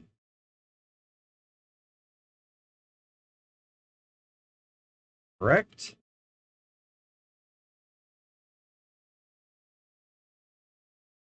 The select query that you've shown above does not have a where clause that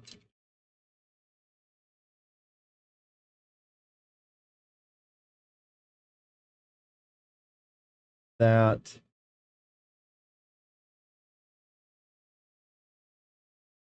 selects items from the table based on map ID, but rather it selects rows based on player ID. So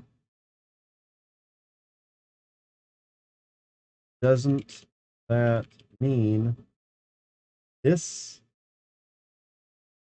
particular line is not the line with the error. Perhaps there is another line in the function that does use a where clause that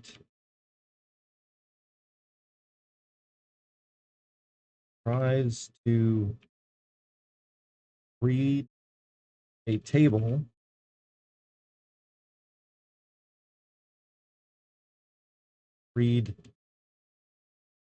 from a table based on map ID.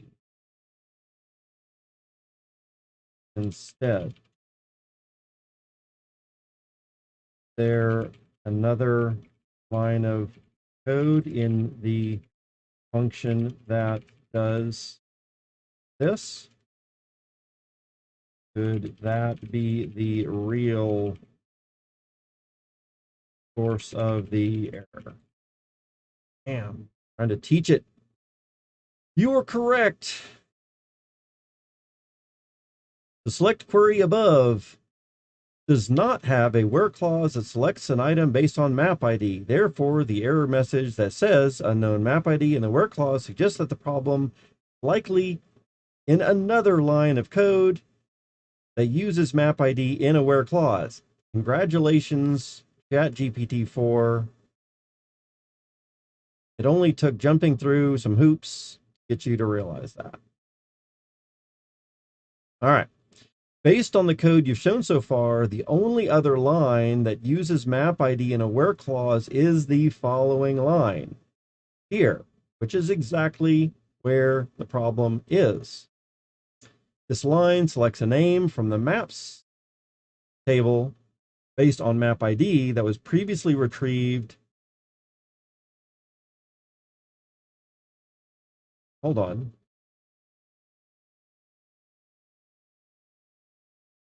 Oh, yes, that is true. Right? The map ID was retrieved from the players table, which is where the player is located. That's fine. That's what we want. It does have a where clause that uses map ID, so it's possible that this line is causing the error. One possible explanation for this error is that maps table does not have a column named map ID. Double checking that.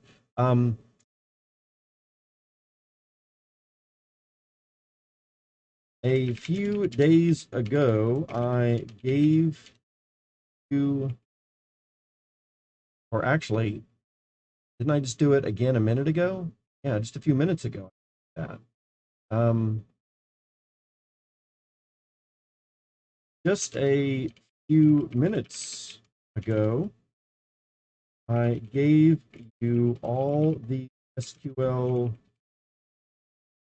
descriptions for all the tables.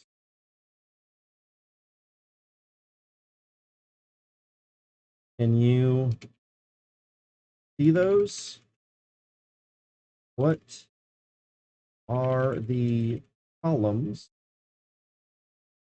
in the maps table?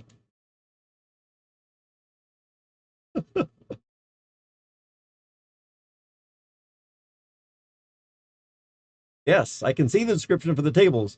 The column in the maps table are ID and name. So, what's the problem? See if we can figure it out.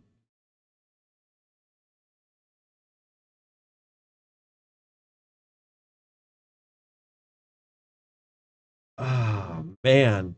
I thought you were doing so good. The error message suggests that there's no map ID column in the player's table. However, a map ID column is present in the player's table as described in the describe statement. One possible explanation for the error is that the player's table schema has been modified since the code was written. And the map ID, dude, no way. The map ID column has been removed. Another possible explanation is that the code is connecting to a different database table or does not have a map ID column. Resolve this issue. Didn't we just say this? Didn't we just talk about the fact that there is a different line of code that, which it probably doesn't matter if I don't spell it correctly. Didn't we just talk about the fact that there's a different line of code that uses the where clause with the, this is damaging brain cells. No kidding. No kidding. Where cars with the uh,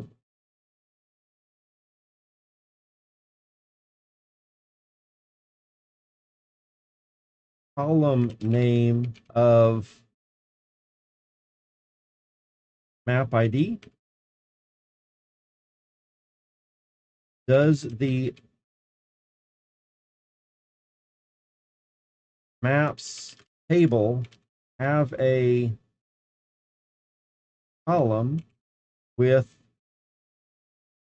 that um, with that name?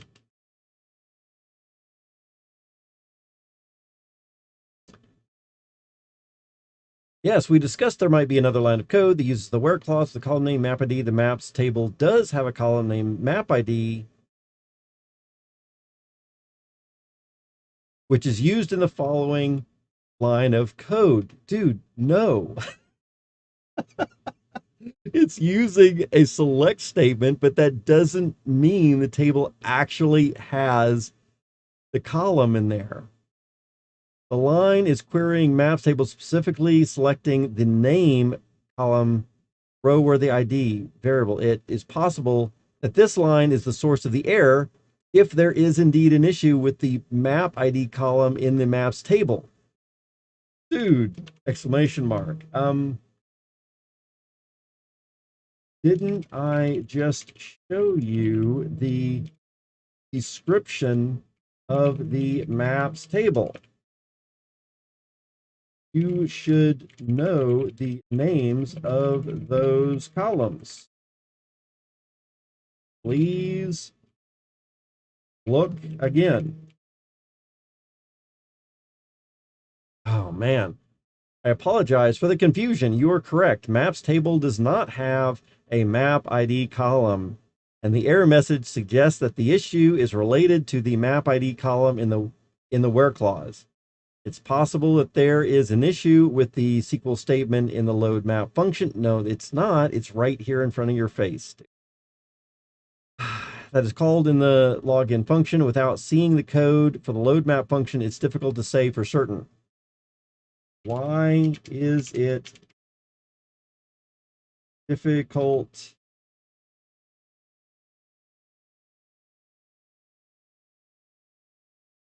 to say when you can see the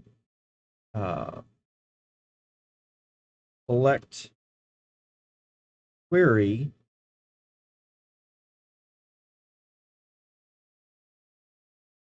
asking for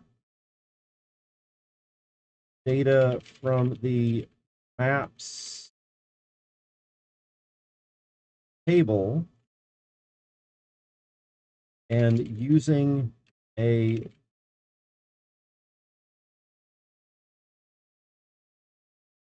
where clause of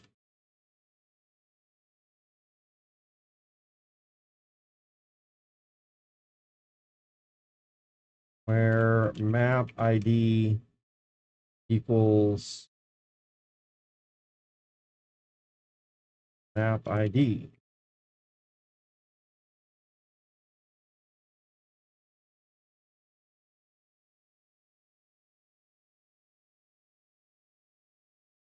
Doesn't the error say that we are trying to use a column called map ID in a table that doesn't have a column called map ID.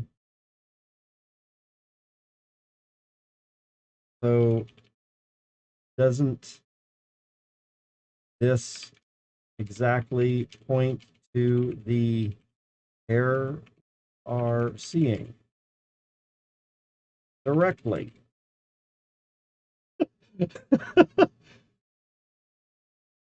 Oh man, that I don't know if really this is even worth my time to go into. It's my impression that ChatGPT is not actually learning anything from uh, interactions that we have with it, right? That's my understanding. I could be wrong. Yes, you're correct. The error message suggests that there is an issue with a column called map ID being referenced in a where clause, but the error occurs because there's no map ID in the table being queried. Since the query select includes a where clause that uses map ID and the maps table does not have a column called maps ID, this is the source of the error. The error message pointing to the code, the correct line of code, which is the select statement that is querying the maps table. So, is the source of the error message now clear or not? If so, where exactly is the error? If not, what could be the source of the error? Please get it right this time.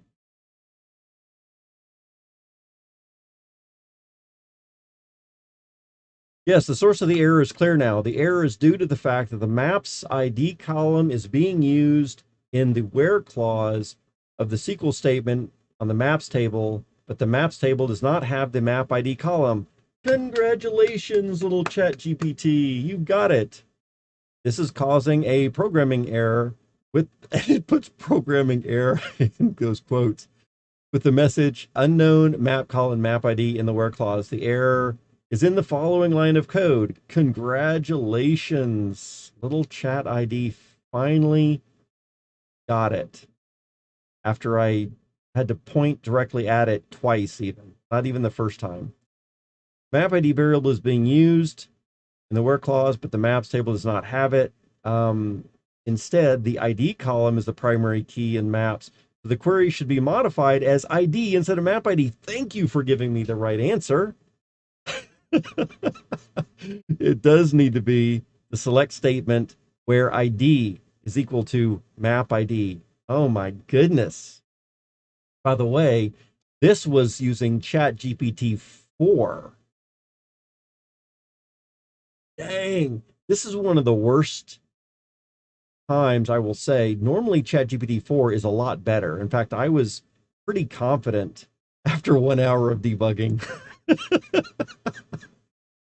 Oh man, I was pretty confident that ChatGPT 4 would solve this immediately, even though ChatGPT 3.5 had an issue. But as you could see, this I, and ChatGPT 4 has solved a lot more difficult problems than this.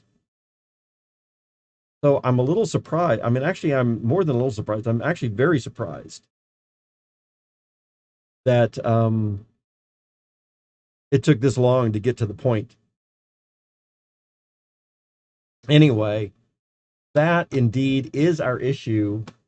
And yeah, it's just a little typo on my part. So right here, we need to change this to ID and not map ID. That's the problem. Dang. Oh man. All right, let's look at jobs. I think we got that one. We're gonna kill %1. Restart the server.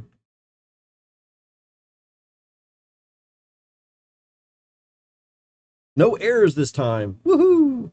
That's what we like to see. All right, so now that we've got no errors, let's come over here to our game. And we're going to reload the whole game. We're going to connect with MetaMask.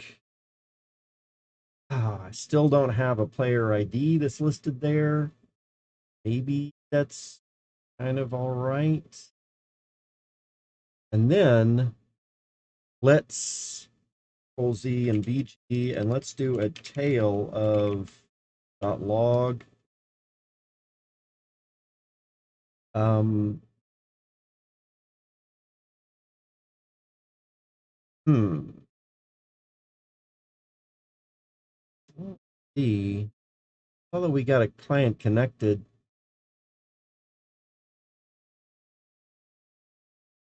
tell you what, let's do another thing here.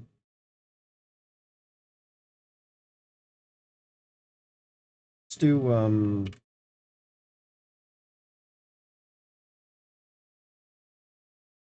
delete star from there.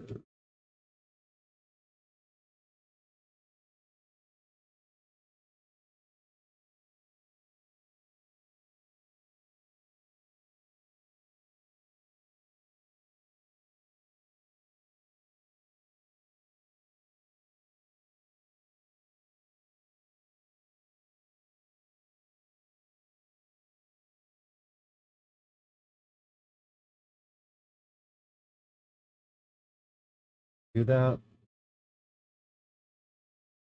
Okay. Select star from players. Okay.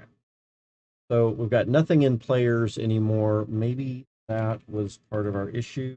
Let's do a tail command on jobs. It is running in the background. Tail log file. Okay. Then let's X out of that. Let's disconnect.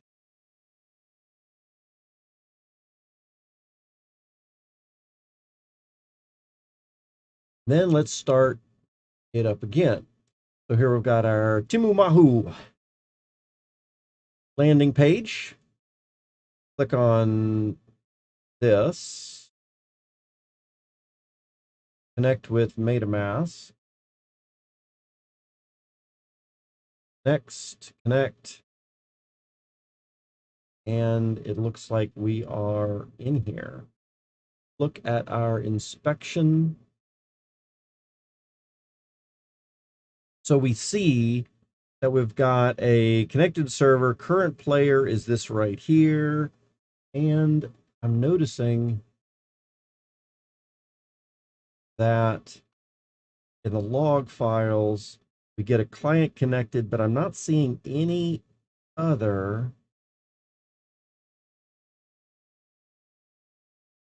type of connection.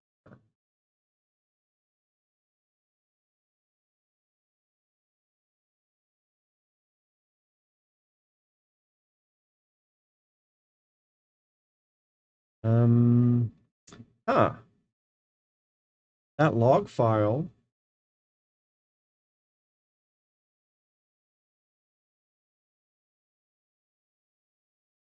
was updated like last night. Why isn't the log file being updated anymore?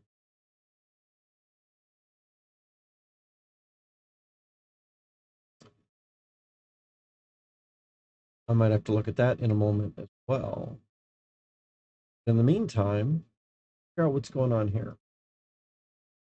We get a player ID, which looks like we got this going on, but it looks like the trail is running cold at that point. If I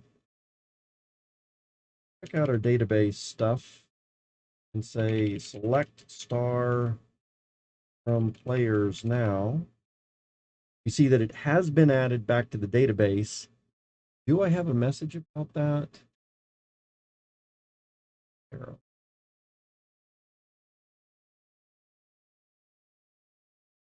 Okay, so let's edit our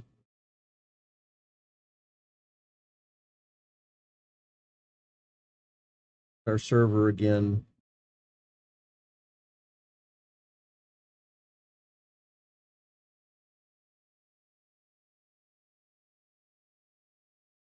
So, gotta bounce rock. Hey, thanks, Bravo Slabs. See you later. Have fun. Thanks for being here. Oh, let's see. What we want to do is we want to check to see the player is in existence, and I put some log checks in there. So I think the first thing that I want to look at is why is logit not working?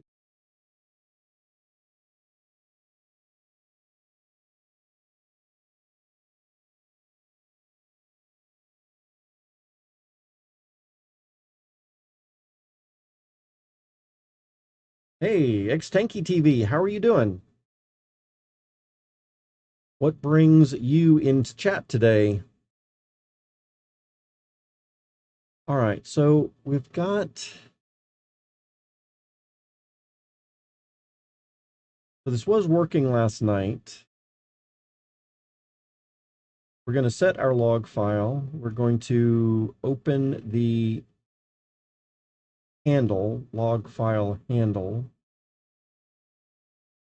with log file in append mode. We're going to define logit. We're going to use logit, passing it in a message where we're going to get the timestamp, which I think we've got the date time imported there.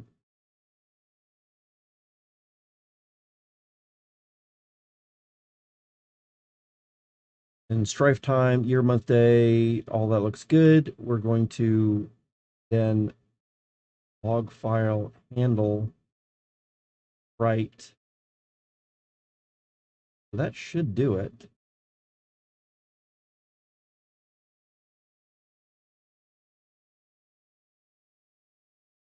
Archie Flew. Remember from those Twitch streams? Absolutely, Archie Flew. Welcome on in, man.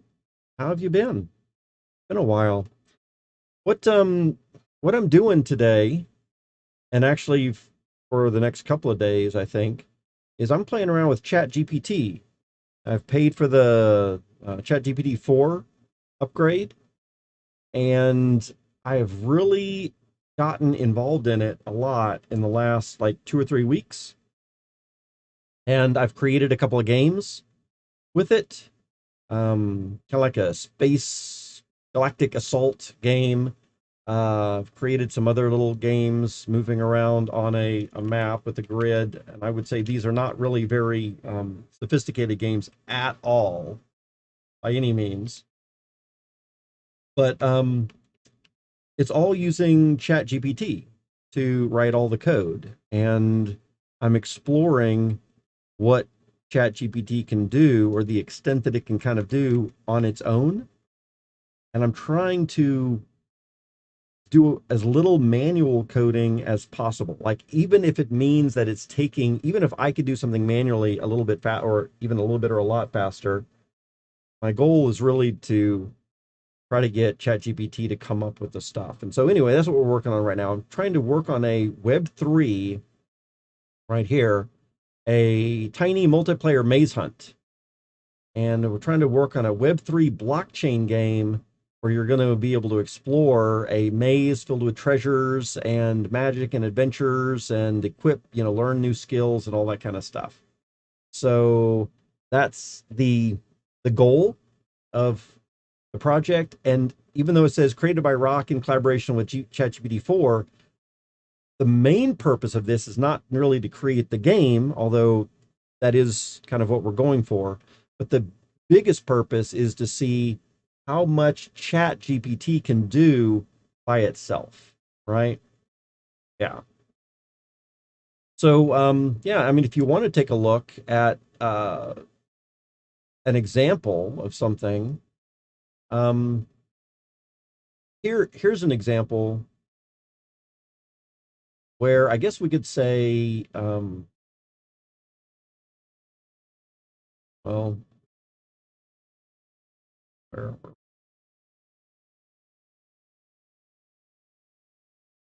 so this is a little game where we're moving around the on the map,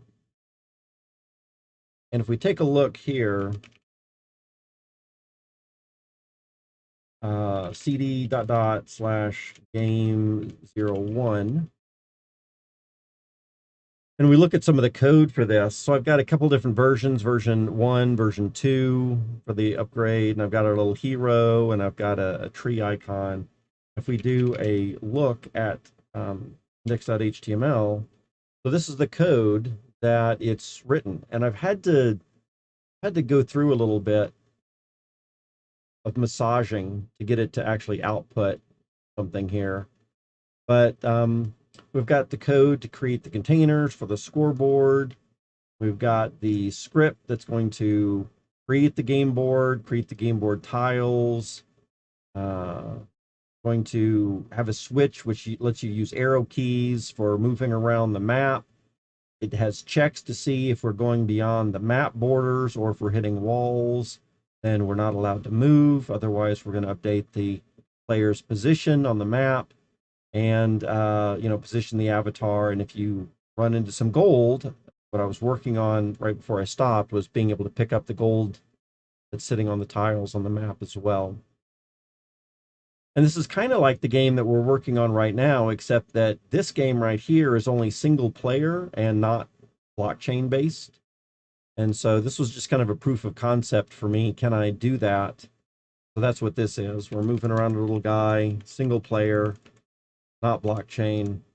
But now we're kind of upgrading to that. And the other game, or one of the other games, is a little bit more advanced. And it is kind of a space conquest game where you shoot at the oncoming enemies. And it gets a little bit progressively harder and faster as you go. It starts off fairly slow and not a lot going on, but it'll get a little bit harder and faster. And so this game was also created by ChatGPT with just me prompting it to do certain things. So I would prompt it. In fact, let's come over here and let's look at this Galactic Assault, what I'm calling this one. So as an example, what's the prompt that I used to create this? So this is our entire chat for this game, right?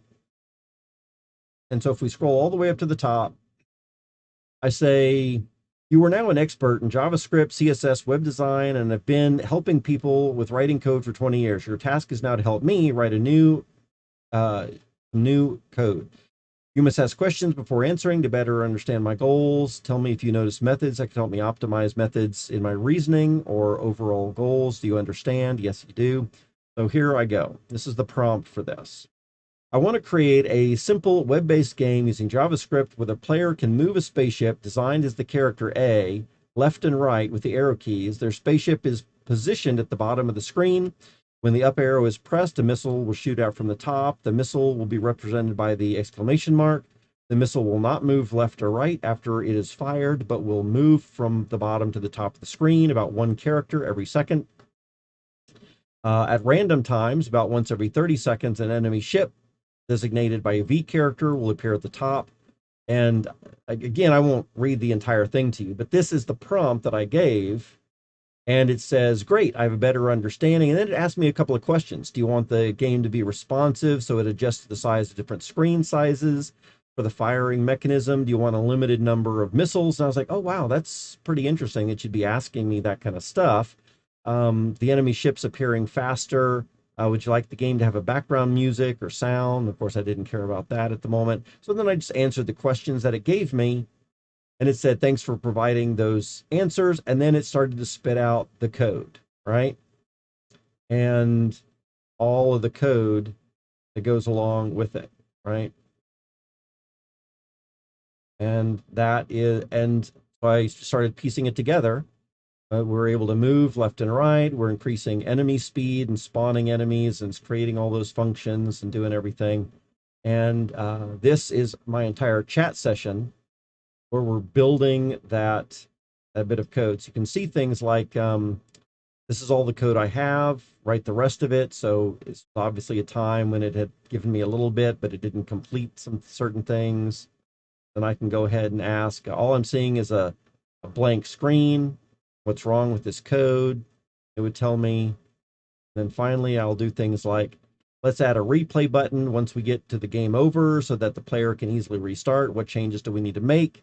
And it goes and it says you can create the replay button this that way. So it does take a little bit of coaching. It's not quite as easy as I would like for it to be, but it's been a lot of fun, right?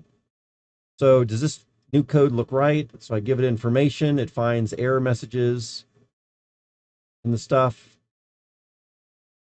where I'm trying to work on. More issues. Is program right? The program still doesn't give me any output.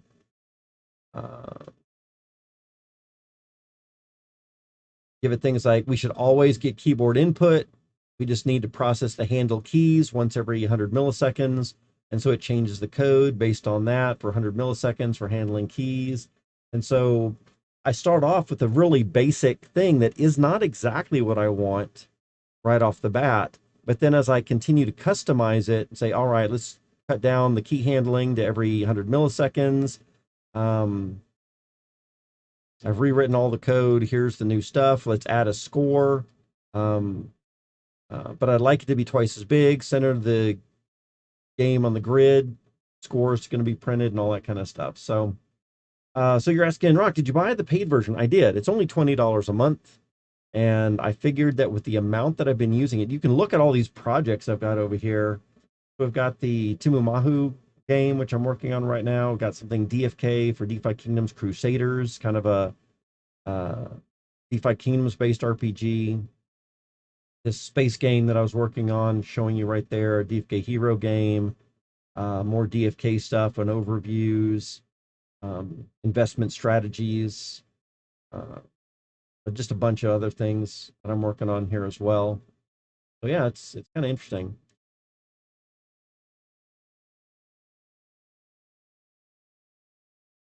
Let's see, are you using Power or Windows PowerShell for coding? No, I'm actually on a Linux machine on a co-hosted server out on the internet. And so just writing my code there. And that's where I've got my own website stuff at rock808.com. Yeah, it's interesting. I would say ChatGPT 4 does have some advantages over the free version. You don't need it too much, and if the free version is doing all that you need, I would say stick with that. The free version does actually have a lot of really advanced stuff that it can do, but there's a few things that I think the newer version does a little bit better. And so I don't mind paying that, especially since I'm having fun right now.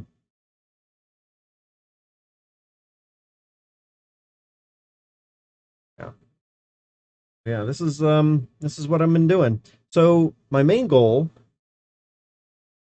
right now is to have ChatGPT pretty much write all the code possible. I want to write as little as I can myself, and I only want to prompt it. Unfortunately, that means sometimes it makes some silly mistakes, and I've got to figure out a good prompt to get it to do what I want it to do. Because I don't want to go, even if I can write the code, I'm trying to stop myself from writing the code myself. Yeah, part of the challenge. Get ChatGPT to write every line of code. Thanks a lot. Well, thanks for stopping in, man. I want to chat. I'd love to chat with you a little bit more later, see what you're up to and what you're involved with. I just noticed it's a little after 5 o'clock, and I'm on a strict deadline to got some obligations I need to do right now. So I need to wrap up stream. And I don't know if anyone else is listening in the background or not, but thanks for being here and hanging out. Bravos Labs was here just a little bit ago. You just missed him. And hanging out with me for a little while there. But if anybody else is hanging out, thanks for being here. And Archflu, great to see you around here as well. And I will be doing a little bit more streaming tomorrow on the same topic if you're interested. Otherwise, this is going to be very deep into programming and coding and probably a lot of boring time stuff. So I'm not too surprised. Wouldn't be too surprised if wasn't everyone's cup of tea. Anyway, great to see you again, man. And at that, I am out for the day. See everybody tomorrow. I hope y'all have a good morning, afternoon, or evening, wherever y'all at. Good meridian.